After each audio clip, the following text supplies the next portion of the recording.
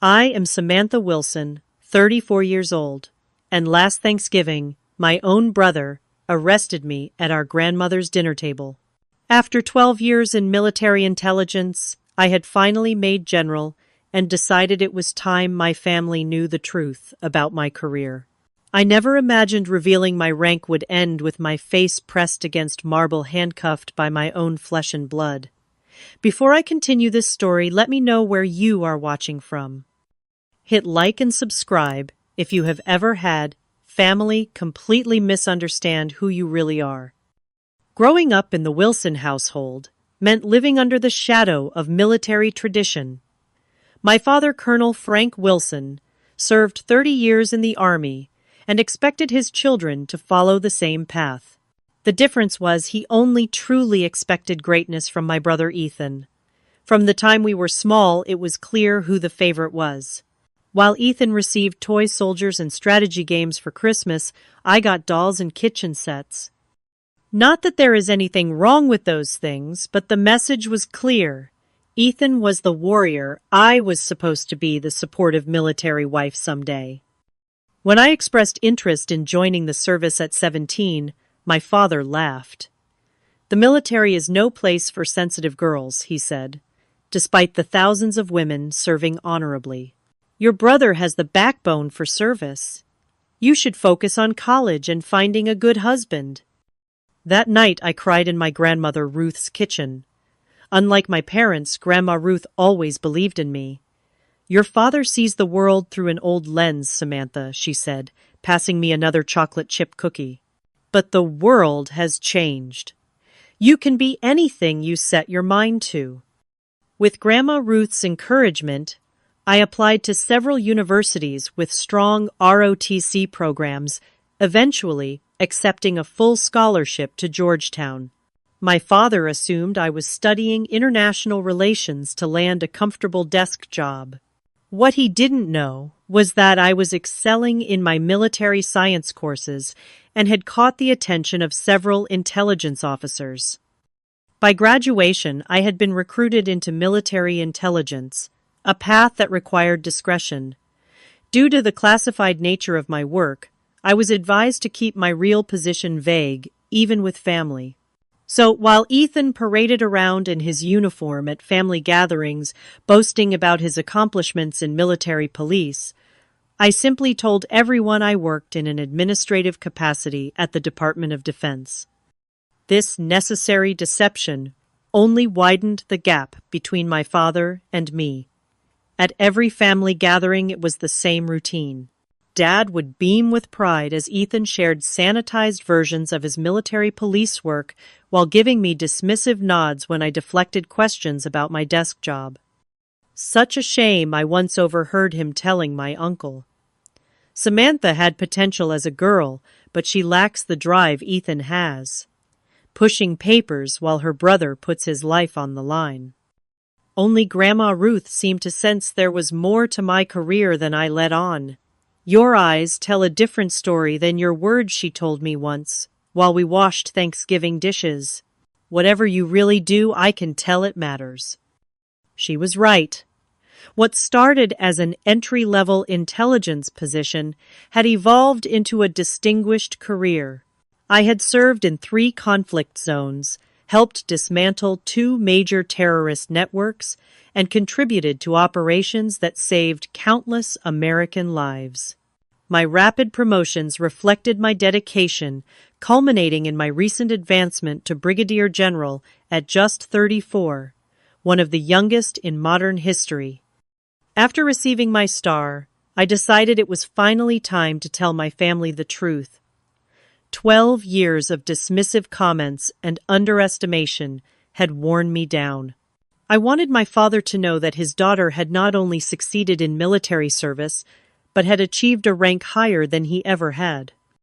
The week before Thanksgiving, I carefully packed my dress uniform, complete with my new general's star and the numerous commendations I had earned over the years. I placed them in a special locked briefcase, along with my identification and classification documents. The briefcase itself was military issue with security features to protect sensitive contents. As I drove to Grandma Ruth's house for our traditional Thanksgiving gathering, my stomach churned with anxiety. How would they react? Would my father finally show the respect he had always reserved for Ethan? Would my brother be supportive or resentful that his paper-pushing sister had outranked him? Most painfully, I recalled the countless times Ethan had belittled my career in front of the family. While some of us are out maintaining order and facing real dangers, he once said, looking directly at me, others get to sit in air-conditioned offices, pushing papers. Another time, he had jokingly asked if I had gotten paper cuts in the line of duty. Each barb had stung, especially knowing what I had really experienced in the field. Despite the anxiety, I was determined. That Thanksgiving would be different. By dessert, they would all know exactly who I was and what I had accomplished. Little did I know how dramatically my revelation would unfold, or how much it would cost me. Grandma Ruth's house always smelled like cinnamon and sage on Thanksgiving. The familiar scent hit me as soon as I stepped through the front door, briefcase clutched tightly in my right hand. My grandmother spotted me first, her face lighting up as she hurried across the foyer, arms outstretched. "Samantha, right on time as always," she said, enveloping me in a warm hug that smelled of her signature perfume and turkey drippings. "Happy Thanksgiving, Grandma," I replied, returning her embrace with my free arm. "Everything smells amazing." Behind her, my parents emerged from the living room. Mom offered a cordial smile and a quick hug, while Dad gave me a perfunctory nod. "Good to see you. Made it, Samantha?" he said, eyes dropping to my briefcase. "Bringing work to Thanksgiving." I tightened my grip on the handle. "Something like that. Just some important documents I need to share later." His interest immediately faded. "Well, your brother called. He is running a bit late, bringing his captain from the base too, James Reynolds. Good man. West Point graduate." Of course, Dad would know the entire resume of Ethan's superior officer. He probably knew what the man ate for breakfast. Grandma Ruth ushered us into the dining room, where the table was already set with her best china and silverware. Crystal glasses caught the light from the chandelier, and the table runner matched the deep burgundy napkins perfectly. In the center sat a magnificent turkey surrounded by all the traditional sides. "Samantha, put your things down and help me bring in the cranberry sauce and rolls," Grandma called from the kitchen. I hesitated, reluctant to leave my briefcase unattended, but eventually placed it beside my designated chair at the far end of the table before joining her in the kitchen. "You seem nervous today," Grandma observed as she handed me a bread basket. "Everything okay at work?" I nodded, arranging the rolls. "Work is great, actually. Better than ever. The sound of the front door opening interrupted me. "That must be Ethan," Grandma said. "Let's go greet him." We returned to find my brother in the foyer, dressed in his military police uniform, captain bars gleaming on his shoulders. Beside him stood a taller man with salt and pepper hair and a serious expression, Captain James Reynolds. "Sorry we are late," Ethan announced, accepting Mom's embrace. "Had some last-minute business on base." Dad stepped forward, hand extended toward Captain Reynolds. "James Frank Wilson. Ethan has told me all about your leadership. Honor to have you at our table, son." "The honor is mine, sir," Reynolds replied, shaking his hand firmly. When introductions came around to me, Ethan's smile tightened. "And this is my sister, Samantha. She works a desk job at the DoD. I forced a smile, shaking Captain Reynolds' hand. "Nice to meet you, Captain." "Likewise, Miss Wilson. Ethan mentions you occasionally." "I bet he does," I thought, imagining the dismissive ways my brother probably described me to his colleagues. Dinner began with Dad saying grace, thanking God for family good food, and the service members protecting our nation especially those on the front lines," he added with a pointed look at Ethan. The meal progressed with the usual family dynamics. Dad and Ethan dominated conversation with military talk. Mom interjected with questions about people from church, and I answered the occasional polite inquiry about my non-existent social life. "So, Samantha," Mom said, passing the mashed potatoes, "anyone special in your life these days? 34 is creeping toward spinsterhood, you know." Before I could respond, Ethan snorted. "Mom, Samantha is married to her desk job. Not much time for dating when you are pushing papers all day." Dad laughed, raising his glass toward Ethan. "Speaking of jobs, tell everyone your news, son." Ethan straightened in his chair chest, puffing slightly. "I have been recommended for major.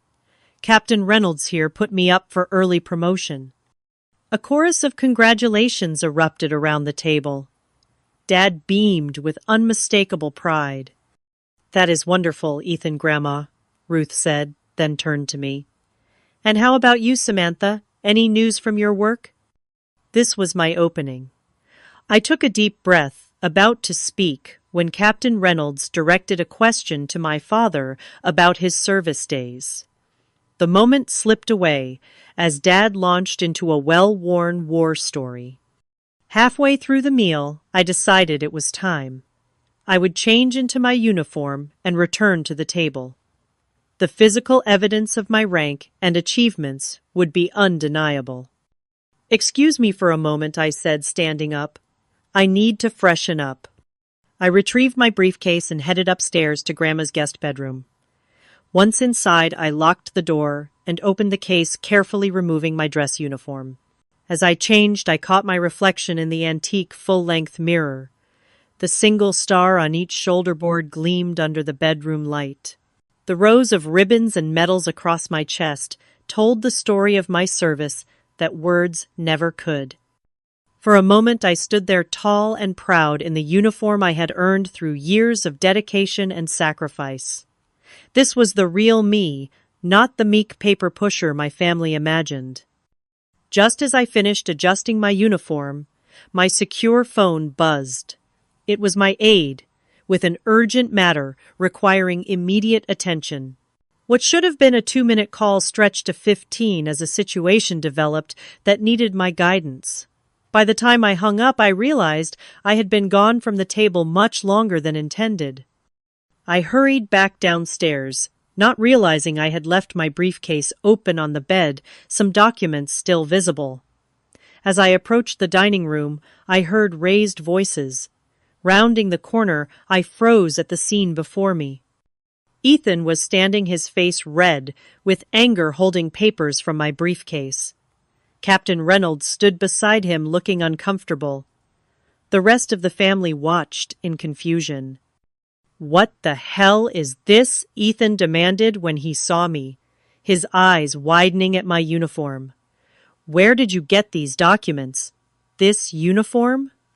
I straightened my posture, summoning all my authority. "Those are classified documents, Ethan. You had no right to go through my belongings." "Classified, you? Expect me to believe?" He stopped mid-sentence, staring at the general's star on my shoulder. "This is stolen valor. You are impersonating a military officer." "I am not impersonating anyone," I said firmly. "I am Brigadier General Samantha Wilson, United States Army Intelligence Corps. Those are my credentials you are holding." Dad rose from his chair, face darkening. "This is not funny, Samantha. Impersonating an officer is a federal offense." "I am not impersonating anyone," I repeated. "I have served for 12 years in military intelligence. My work is classified, which is why I have never discussed the details." Ethan was shaking his head, his expression shifting from anger to something closer to rage. "You expect us to believe you are a general. You. This is beyond delusional. These documents must be forgeries." Before I could respond, Ethan moved with frightening speed. He grabbed my arm, spinning me around and slamming me face first into the dining room wall. "Ethan," Grandma Ruth cried out. "What are you doing?" "My job," he growled, pulling my arms behind my back. "You're under arrest for impersonating a military officer and theft of government property." "My own brother," snarled, as he slammed my face against the cold marble floor of our grandmother's dining room, his knee digging into my back as he roughly secured handcuffs around my wrists. The cold metal bit into my skin as the side of my face pressed against Grandma's polished marble floor. I could taste blood from where my lip had split on impact. "Ethan, stop this immediately," Grandma Ruth pleaded, her voice trembling. "This is your sister." "She is committing a federal crime," Ethan said through gritted teeth, pretending to be a general possessing classified documents. "This is serious, Grandma." I struggled to breathe with his weight pressing down on me. "Ethan, if you would just call—" "Shut up," he hissed, tightening the cuffs. "You have the right to remain silent. I suggest you use it." Through my one unobstructed eye, I could see my father standing by, arms crossed, a grim satisfaction on his face. Mom had her hands over her mouth, tears streaming down her cheeks. Captain Reynolds looked deeply uncomfortable, but made no move to intervene. "Frank, do something," Grandma Ruth implored my father. Dad shook his head. "Ethan is doing his duty. If Samantha is involved in something illegal, it needs to be handled properly."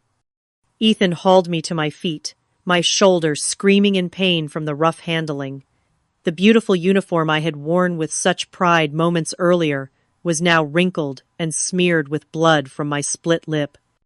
"I am taking her in for questioning," Ethan announced, pushing me toward the front door. "Captain Reynolds, would you mind assisting?" Reynolds hesitated, but followed military training, overriding his obvious discomfort with the situation. The humiliation intensified as Ethan marched me outside to his military police vehicle parked in Grandma's driveway. Neighbors emerged from their homes at the commotion, watching wide-eyed as I was pushed into the back seat, still in full-dress uniform, with handcuffs binding my wrists. Just before Ethan closed the door, Grandma Ruth came running out, clutching my phone. "She will need this," she insisted, trying to hand it to Ethan. "Evidence," he said curtly, taking the phone and dropping it into an evidence bag. The last thing I saw before the door slammed was Grandma's tearful face and the neighbors gathering to whisper about the shocking Thanksgiving drama unfolding before them. The ride to the military police station was excruciating. Each bump in the road sent pain shooting through my shoulders, which were wrenched unnaturally behind me by the too tight handcuffs. The taste of blood from my split lip filled my mouth, and I could feel my right cheek swelling where it had connected with Grandma Ruth's marble floor. From the front seat, Ethan stared straight ahead, jaw clenched in righteous anger.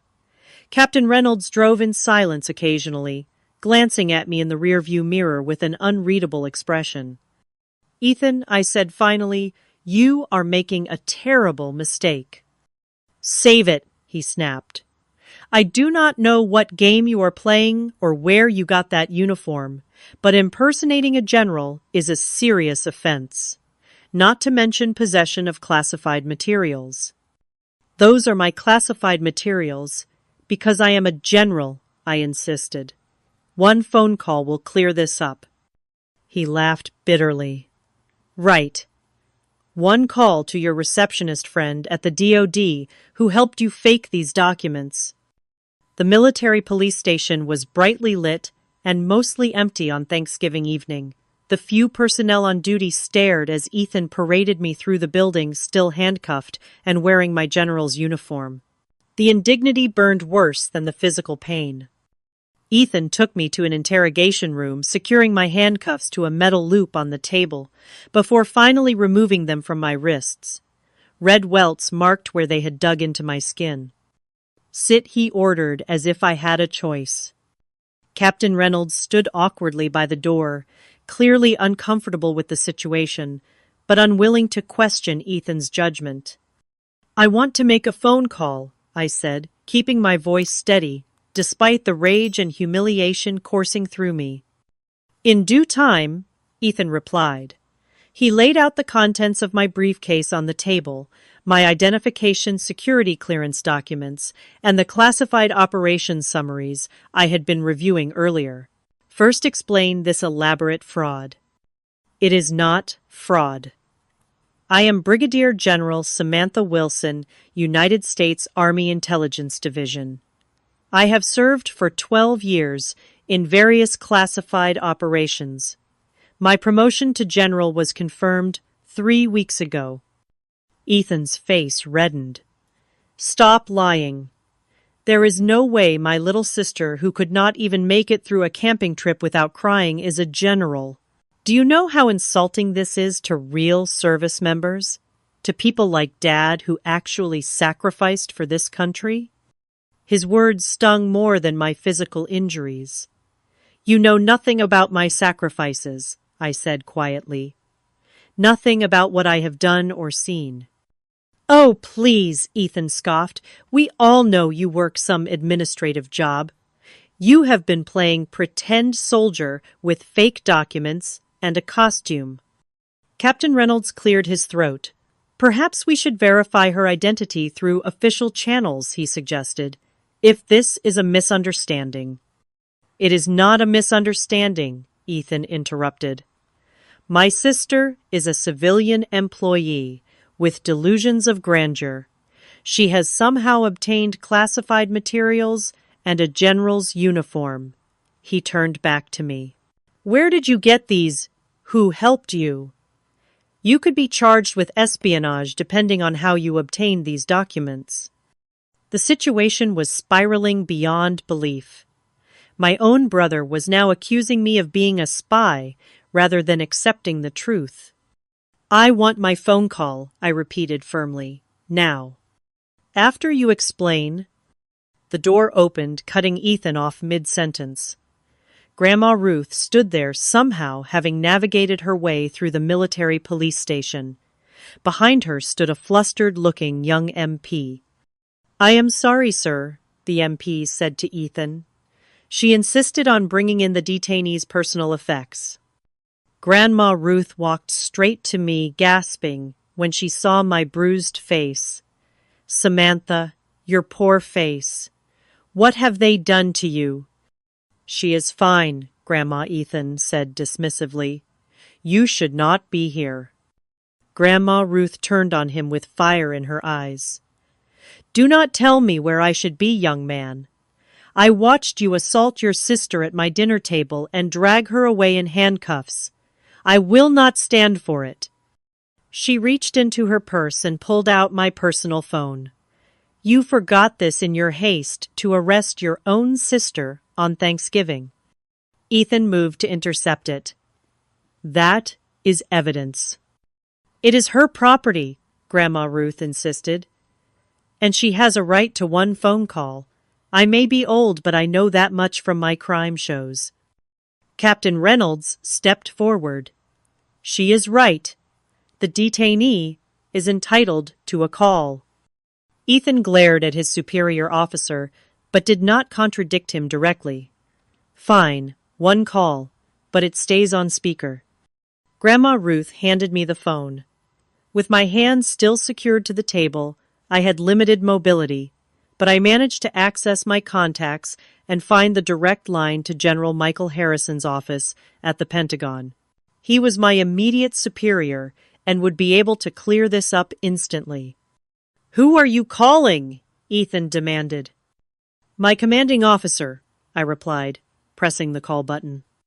A moment later, a crisp voice answered. "General Harrison's office, Lieutenant Colonel Parker speaking." "This is General Wilson," I said clearly. "I need to speak with General Harrison immediately. Authentication code Sierra Tango 479 Delta." There was a brief pause. "One moment, General." Ethan rolled his eyes clearly, believing this was all part of my supposed charade.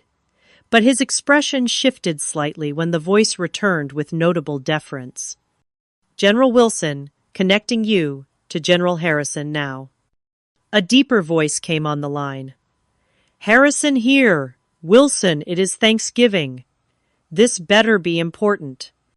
"Sir, I apologize for the interruption, but I am currently being detained by military police under suspicion of impersonating an officer and possessing classified materials." There was a long silence. "Then you are what?" "My brother is military police, sir. He did not believe my rank is genuine and has arrested me." "Where are you being held?" I gave him the details of the base and MP station. "Stay put. This will be resolved immediately." The line went dead. Ethan looked skeptical. "Nice performance. Your friend does a good impression of a military officer." "That was not a performance," I said. "That was Lieutenant General Michael Harrison, Deputy Director of Military Intelligence, and my direct superior. And in about 30 minutes your career is going to implode unless you remove these restraints and start treating me with the respect my rank deserves." "More threats and lies," Ethan said, but I detected a hint of uncertainty in his voice. Captain Reynolds was looking increasingly concerned. Sure enough, less than 5 minutes later the station phone rang. The young MP who had escorted Grandma Ruth answered it, his face paling as he listened. He handed the phone to Captain Reynolds, who straightened instantly as he heard the voice on the other end. Yes, sir. Understood, sir. Right away, sir." Each "sir" seemed more urgent than the last. He hung up and turned to Ethan, his face drained of color. "Release her. Now." "What but?" "That was Colonel Davidson, the base commander. He is on his way here personally with a security detail. General Wilson is to be released immediately and given all due respect according to her rank." Ethan stood, frozen disbelief etched across his face. "This has to be a mistake." Captain Reynolds moved quickly to unlock my restraints. "The only mistake was arresting a superior officer without proper verification of identity. This is a career-ending move, Sergeant Wilson." As the restraints fell away, I rubbed my raw wrists and stood up, straightening my disheveled uniform as best I could. Despite the pain and humiliation, I felt a small flicker of vindication. Within 30 minutes, the small station was flooded with high-ranking officers. Colonel Davidson arrived first, his face a thundercloud of controlled fury. Behind him came a security detail of 4 soldiers who immediately positioned themselves around me protectively. And just like that, everything changed. The transformation in the room was immediate and dramatic. Where moments before I had been a suspected criminal, I was now the highest-ranking officer present. Colonel Davidson approached me with a crisp salute. "General Wilson, please accept my deepest apologies for this unconscionable situation. Medical personnel are en route to attend to your injuries." I returned his salute, feeling the sting of my split lip as I spoke. "Thank you, Colonel." Ethan stood speechless, his face cycling through emotions, disbelief, confusion, and dawning horror as the reality of what he had done began to sink in. Captain Reynolds stepped forward. "General, we're here to escort you wherever you need to go. Your security and comfort are our highest priority." The young MP who had been guarding the door looked like he might faint as he realized he had been casually observing the detention of a general officer. A commotion at the entrance announced the arrival of my father. He pushed his way into the room, face flushed with anger. "What is going on here? Why are you releasing her?" She was impersonating. His voice died as he took in the scene. The colonel and captain standing at attention, the security detail positioning themselves protectively around me, and the medical team that had just arrived, rushing to assess my injuries. Frank Wilson, Colonel Davidson asked coolly. Dad straightened instinctively at being addressed by a superior officer. Yes, Colonel. Retired Colonel Frank Wilson. Then perhaps you would like to explain why your daughter, Brigadier General Samantha Wilson, one of our most valuable intelligence assets, was assaulted and detained while having Thanksgiving dinner with her family. Dad's jaw went slack. There must be some mistake. Samantha works an administrative job at the Pentagon. That is her cover, yes, Colonel Davidson replied.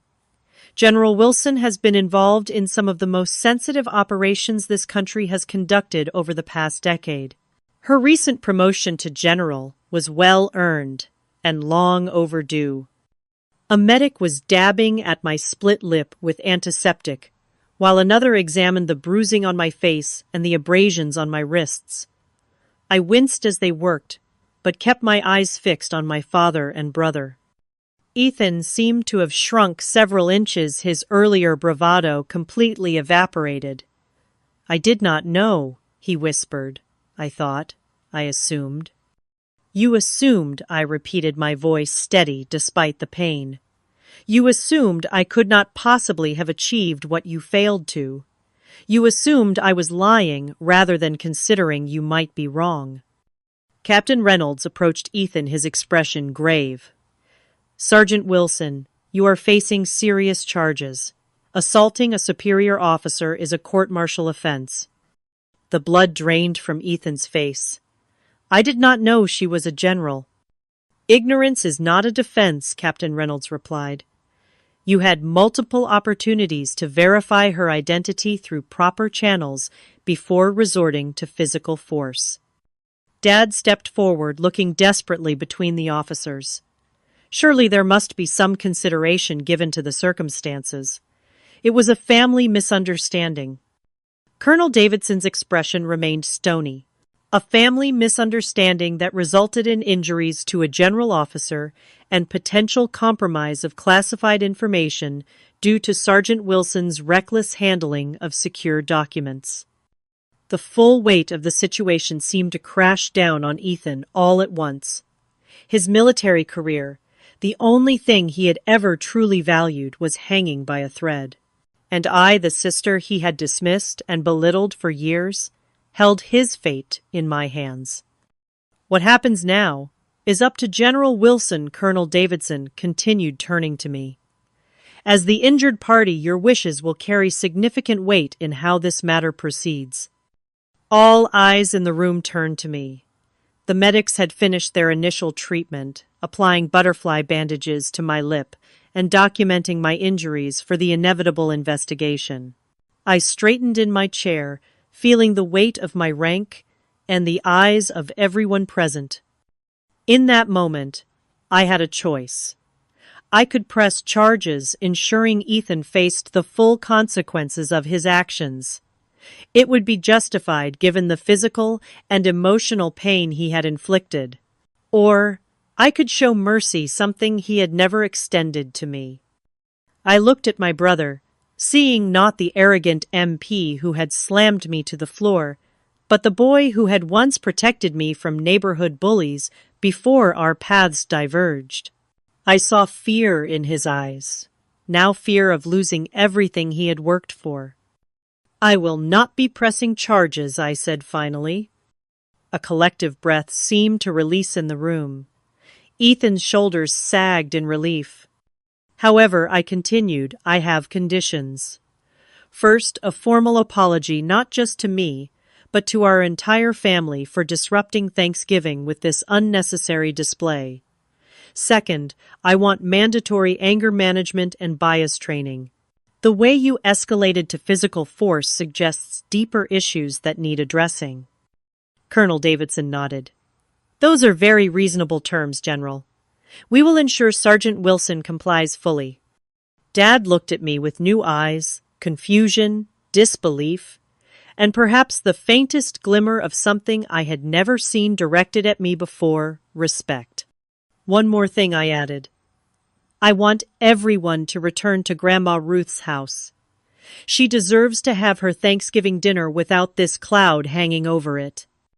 Grandma Ruth, who had been quietly observing from the corner, smiled tearfully. I would like that very much.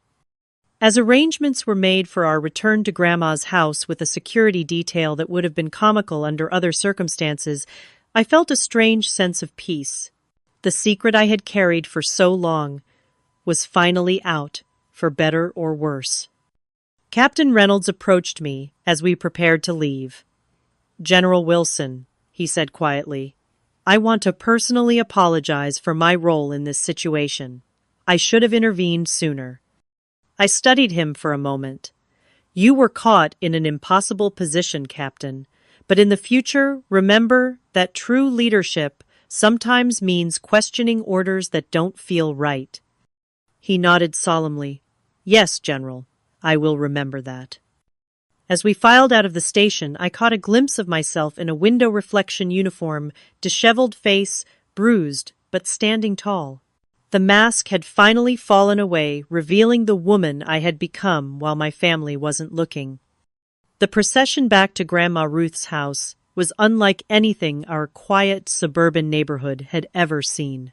2 military police vehicles with lights flashing led the way, followed by Colonel Davidson's official car, then the medical vehicle where I sat, having my injuries further tended to, and finally several more vehicles carrying various officers and the security detail. By the time we pulled up to Grandma's familiar driveway, every neighbor on the block was outside watching the spectacle. The same people who had witnessed my humiliating arrest hours earlier now saw me emerge from a medical vehicle escorted by uniformed officers who treated me with unmistakable deference. Mom was waiting at the front door, her eyes red from crying. She gasped when she saw my face up close, the bruised cheek, split lip, and the angry red marks still visible on my wrists. Samantha, she whispered, reaching out, but stopping short of touching me as if afraid I might break. What happened? They said. They said, you are a general. Brigadier General Colonel Davidson corrected as he followed me inside. One of the youngest ever appointed, and for good reason. Mom looked between us, struggling to reconcile the daughter she thought she knew with this new reality. But you never said anything. I could not, I replied simply. My work required discretion. The dining room had been hastily put back in order, though evidence of the earlier chaos remained a wine stain on the tablecloth. A chair still overturned my briefcase contents, carefully replaced but obviously disturbed. Grandma Ruth busied herself reheating food, while the security team established a perimeter around the house, much to the neighbors' fascination. Dad entered last, looking diminished in a way I had never seen before. Behind him came Ethan and Captain Reynolds, both silent and avoiding eye contact with everyone.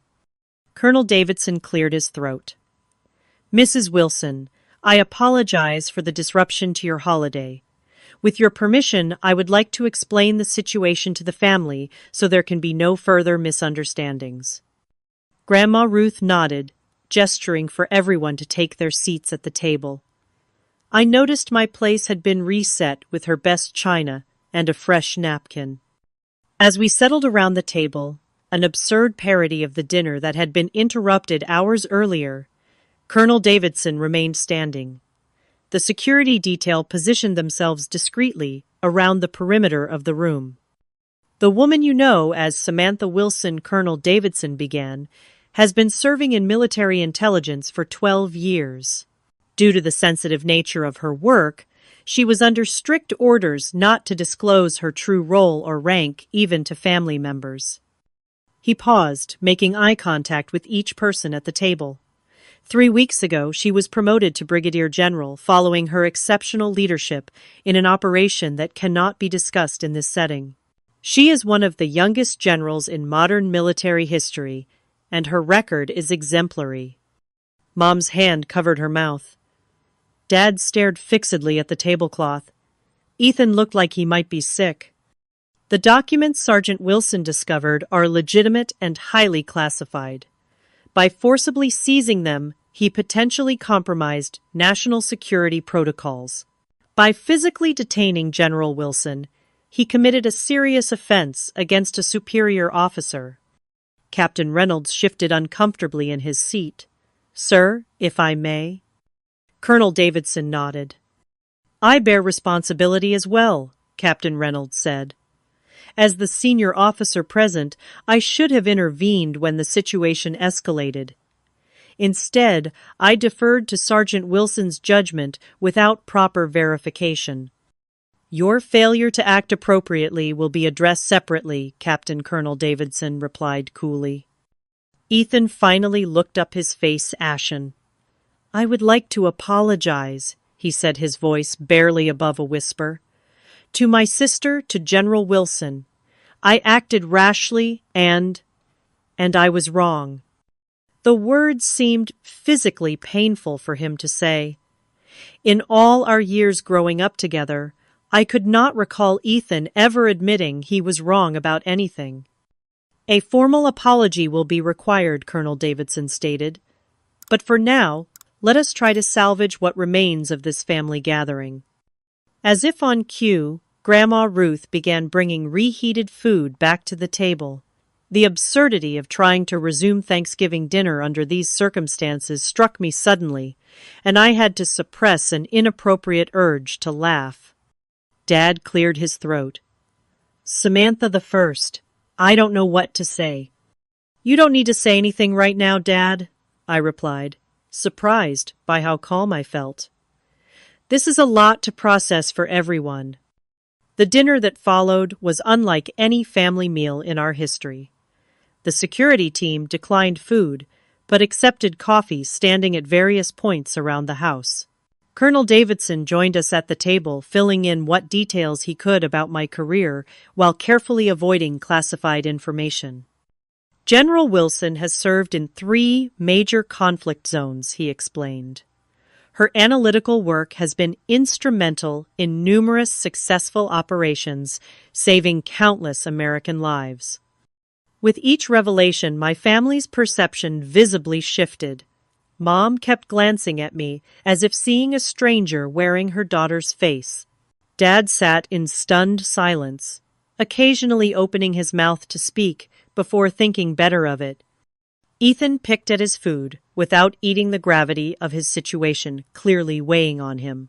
Not only had he assaulted a superior officer, a court-martial offense that could end his military career, but that officer was his own sister, whom he had belittled and dismissed for years. As dessert was served, Grandma Ruth's famous pumpkin pie, now hours later than intended, Captain Reynolds received a call that took him into the next room. When he returned, his expression was grave. "General Wilson," he said formally, "there is a situation developing that requires your attention. A secure line has been established in the study." I nodded and excused myself from the table. In Grandma's small study, a communications specialist had set up a secure terminal. For the next 20 minutes, I provided guidance on an emerging situation, issuing directives with the authority my rank conveyed. When I returned to the dining room, the dynamic had shifted yet again. Having overheard snippets of my commands and seen the deference with which the communications team treated me, any lingering doubts about my position had evaporated. Dad rose from his chair as I entered, the military respect ingrained in him finally overriding his personal biases. For the first time in my life, my father looked at me with genuine respect. "General," he said formally, almost at attention. "Dad, you don't have to." "I do," he interrupted. "I spent years underestimating you, Samantha. I was wrong, and I owe you the respect you've earned." The simple acknowledgement I had craved for so long should have felt triumphant. Instead, it felt bittersweet. Why had it taken stars on my shoulders for my father to see my worth? Ethan remained, seated, his career and self-image in tatters. I sat beside him, wincing slightly, as my bruised ribs protested the movement. "What happens now?" he asked quietly.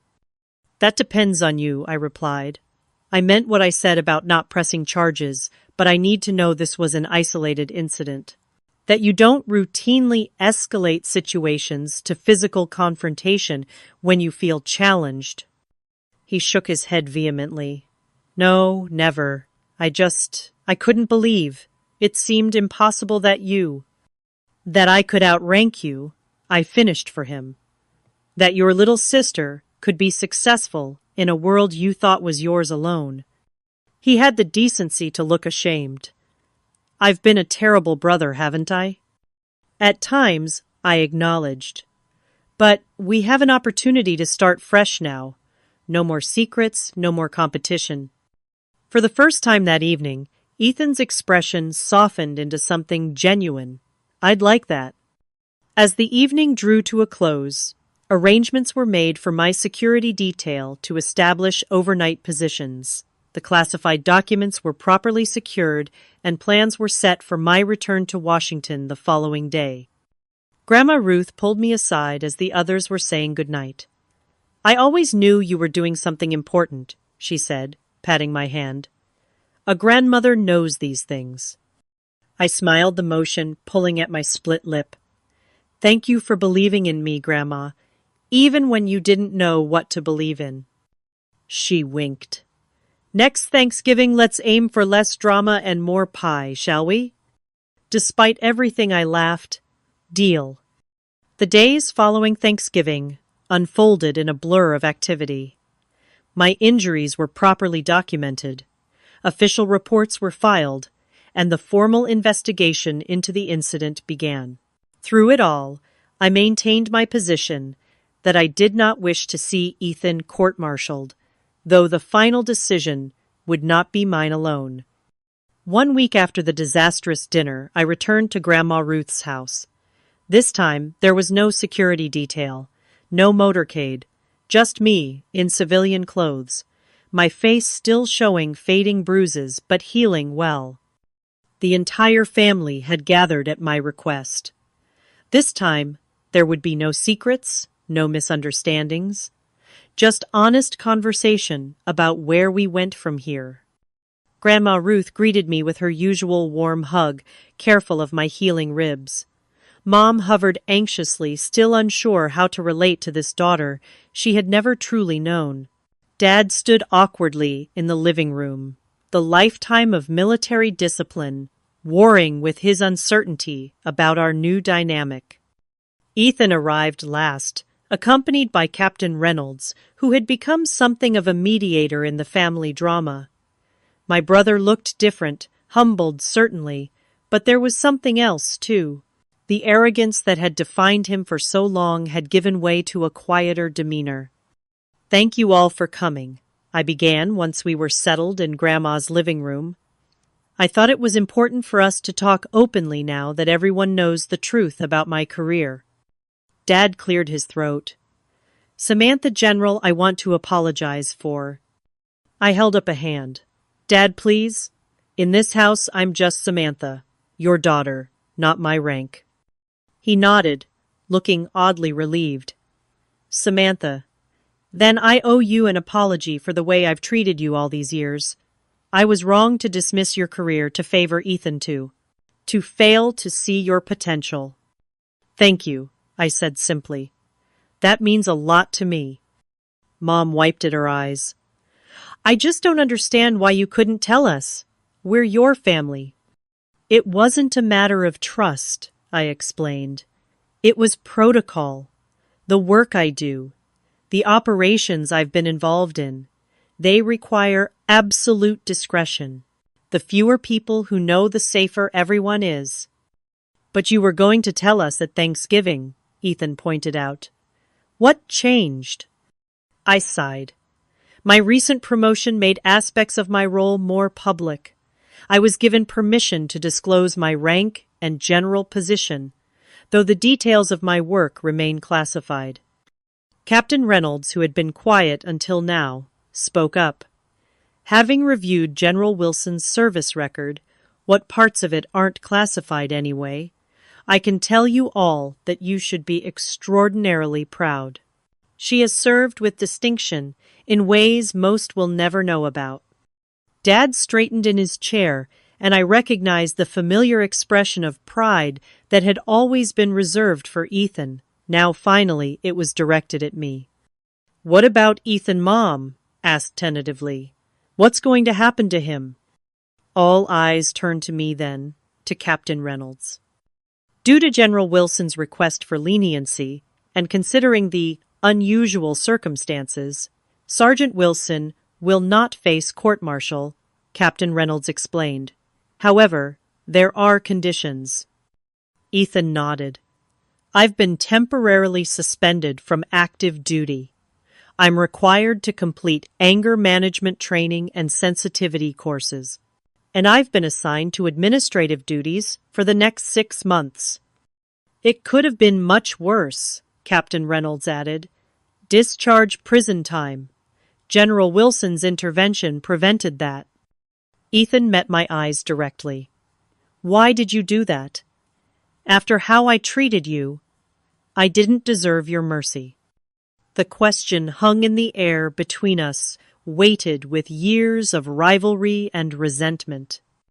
"Because you're my brother," I said finally, "and because I believe people can change when they're faced with the truth about themselves." A silence fell over the room, each person absorbed in their own thoughts. Grandma Ruth, who had been quietly observing from her favorite armchair, finally spoke. "I think what we need now is a fresh start. All of us. No more secrets, no more assumptions." I'd like that I agreed. "There's something else I need to say," Ethan said, his voice uncharacteristically hesitant. I've been seeing a therapist since it happened. Not just because it's required, but because I needed to understand why I reacted the way I did." This was unexpected. Ethan had always scoffed at therapy, calling it hand-holding for the weak-minded. And I prompted gently.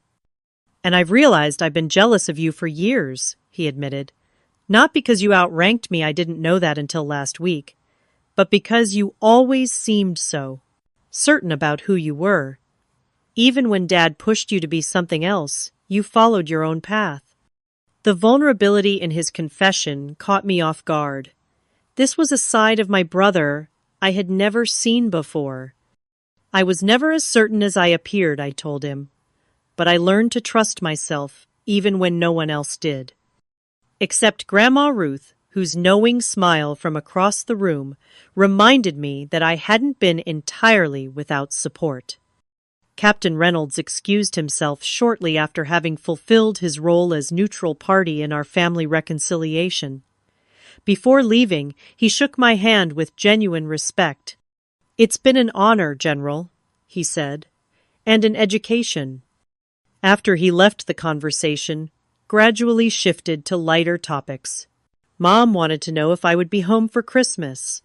Dad awkwardly tried to ask about my work without asking about classified details, and Grandma Ruth insisted on feeding everyone, despite it not being a scheduled mealtime. As we sat around the dining table, the same one where I had been forced face down just a week earlier, I marveled at how dramatically everything had changed. The family dynamic that had been set in stone for decades was being rewritten before my eyes. Dad, who had always dominated conversations, now listened more than he spoke. Mom looked at me with a mixture of confusion and newfound respect. And Ethan was trying, stumbling over new patterns of interaction, catching himself when old habits surfaced, but genuinely trying to relate to me as an equal.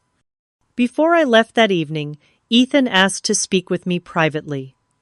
We stepped out onto Grandma Ruth's back porch, the December chill, a sharp contrast to the warmth inside. "I've been meaning to ask," he said, breath fogging in the cold air. "That bruise on your shoulder, the old one, not from what I did. It looked like a bullet graze." I hesitated. Some details would always need to remain private. Let's just say my desk job isn't always at a desk, I replied. He nodded, a new understanding in his eyes. All those years I was bragging about my service you were. Doing my job I finished for him, just like you were doing yours. Except I was an ass about it, he said with a rueful smile. Well, there is that. For the first time in years, perhaps ever as adults, we laughed together, the sound genuine and unburdened. As I drove away from Grandma Ruth's house that night, my phone rang. It was General Harrison with news that would once again reshape my future. I was being considered for a new position, one that would come with another promotion and even greater responsibilities. The irony wasn't lost on me. For years I had craved my family's recognition and respect. Now that I finally had it, I realized it had never been as important as I thought. What mattered was that I had stayed true to myself and my calling, even when no one else could see it. 6 months after the Thanksgiving incident, we gathered again at Grandma Ruth's house to celebrate her 78th birthday. The physical evidence of that day had long since faded. My bruises healed, the dining room floor polished to a perfect shine again. Ethan's suspension lifted. But the changes in our family dynamic remained evolving and deepening over time. I arrived early to help with preparations, now comfortable in my civilian clothes around my family. No need for uniforms or visible symbols of my rank. They finally saw me for who I was. Dad was already there, setting up chairs in the backyard for the small gathering. He straightened when he saw me, no longer out of military deference, but genuine pleasure. "Samantha didn't hear you come in." "Stealth is part of the job," I joked, accepting his slightly awkward hug. Over the past months, Dad had been working through his own journey of self-reflection. After decades of rigid thinking, he was learning to question his assumptions about strength, service, and the different ways people could contribute to causes greater than themselves. "Your brother called," he said, as we arranged a table for gifts. "Running a few minutes late, but definitely coming." "And how's he doing, really?" I asked. Dad considered the question seriously. "Better, I think. The therapy seems to be helping. He talks more about feelings now, which is an adjustment for an old warhorse like me. But it's good." "He's good." Ethan's transformation over the past 6 months had been remarkable. The anger management classes required by the military had opened a door to deeper therapeutic work. He was addressing not just the incident with me, but the lifetime of pressure and expectations that had shaped his volatile temper. Mom emerged from the kitchen, wiping her hands on a dish towel. "Samantha, perfect timing. Can you help me with the frosting? You always had a steadier hand than me." Another change, Mom asking for my help rather than criticizing my methods. Our relationship had evolved too, with her making genuine efforts to know me as I was, not as she had imagined me to be. As I joined her in the kitchen, the doorbell rang. Dad went to answer it, and moments later Ethan's voice carried from the entryway. He wasn't alone, Captain Reynolds now. Major Reynolds, following his own promotion, accompanied him. The two had formed an unexpected friendship in the aftermath of the incident. Reynolds had taken on an unofficial mentoring role, helping Ethan navigate the consequences of his actions and find a healthier path forward in his military career. Grandma Ruth made her entrance last, refusing to accept that she should have been the first one ready at her own birthday celebration. "Why would I be ready early?" she demanded, when Mom gently chided her. "Then I'd just be sitting around waiting for everyone else." Her practical wisdom, as always, was hard to argue with. As we gathered around the dining table now, a place of reunion rather than conflict, I marveled at how much had changed in half a year. The tension that had defined our family gatherings for decades had given way to something more genuine, not perfect, not without awkward moments, but real in a way it had never been before. After lunch, while Mom and Grandma Ruth were debating the proper timing for cake, Ethan pulled me aside. "I've been meaning to tell you," he said quietly. "I got assigned to a joint task force last month, working with some intelligence personnel for the first time."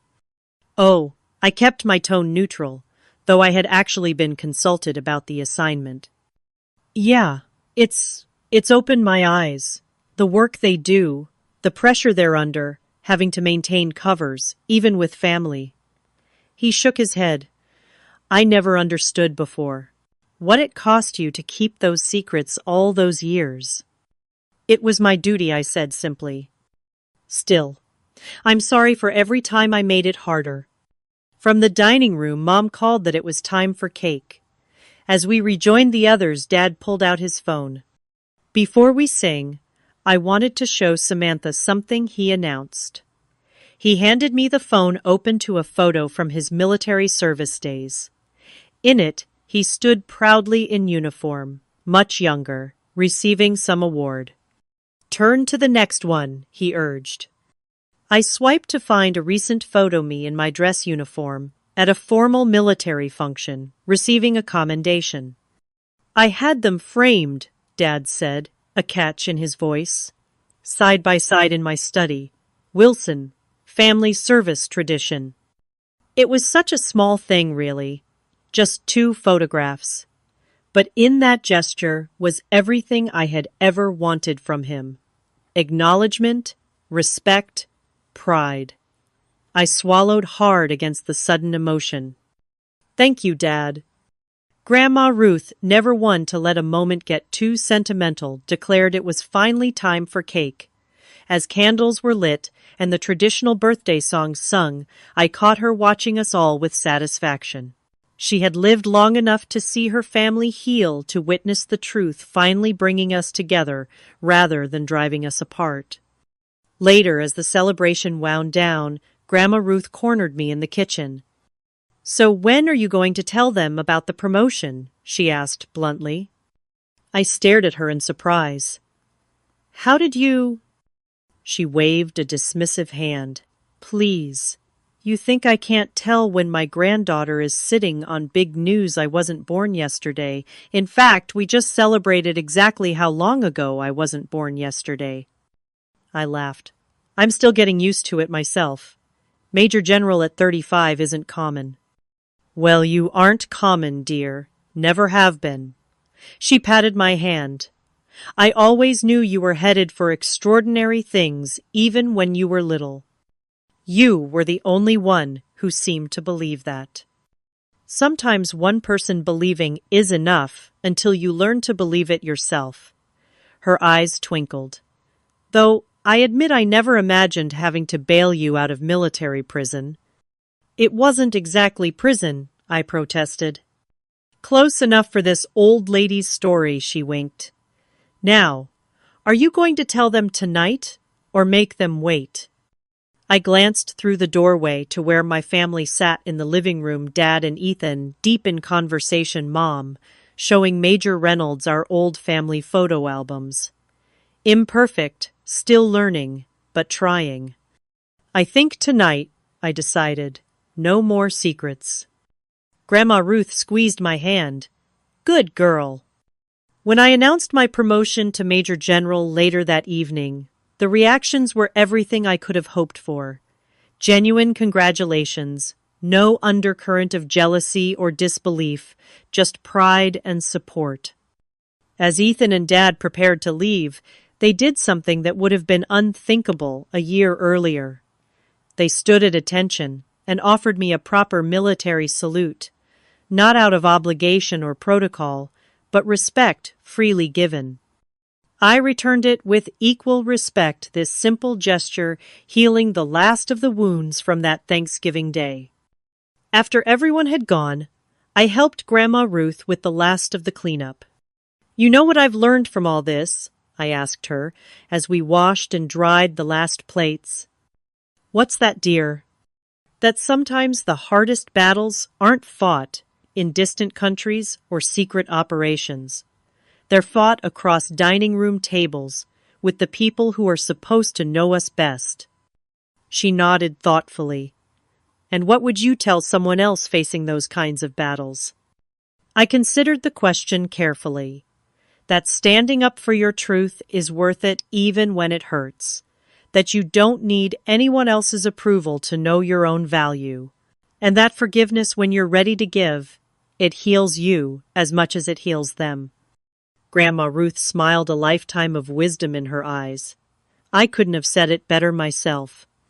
As I drove home that night, I reflected on the journey of the past 6 months. The Thanksgiving disaster had been painful, humiliating, even physically injurious. But from that rock-bottom moment had come an authenticity in my family relationships that I had never thought possible. Sometimes I realized we need to be seen for who we truly are, not who others imagine us to be, before genuine connection can happen. And sometimes that revelation comes in the most unexpected and painful ways. But the truth, however it emerges, ultimately sets everyone free. Have you ever had a moment when your family finally saw the real you? Or have you been underestimated by those who should have believed in you most? Share your story in the comments below. And if this resonated with you, please like, subscribe, and share with someone who might need to hear that standing in their truth is worth it, even when it is hard. Thank you for watching, and remember, sometimes the greatest victories happen not on battlefields, but at family dinner tables.